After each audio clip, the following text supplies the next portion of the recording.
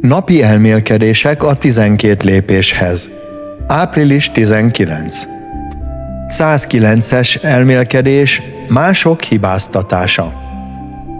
A leltározás elkerülésére más mentséget is találunk. Szorongásainkat, bajainkat nyilvánvalóan mások okozzák. Ők azok, akik igazán rászorulnak az erkölcsi számvetésre. Mi magunk szentül hisszük, ha velünk különbül bánnak, minden jóra fordul.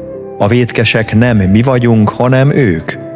12 lépés és 12 hagyomány, 46. oldal. A gyűléseken azt hallottam, hogy ne a másik ember 4. lépését csináljam, hanem a sajátomat. Másokban könnyű hibát találni, de valószínűleg bennem is van bőven. Azt is mondták a gyűlésen, hogy amikor a másik emberre mutogatok, hibáztatva őt valamiért, akkor rá egy ujj mutat, míg 3 ujjam visszamutat rám. Elgondolkodtató.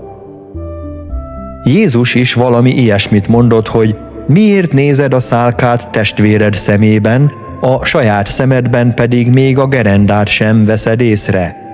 Máté 7.3. És a nagy könyv 59. oldalát újra elolvasva megerősítettem magamban azt a gondolatot, hogy önzés, én központúság. Úgy gondoljuk, ez minden bajunk gyökere.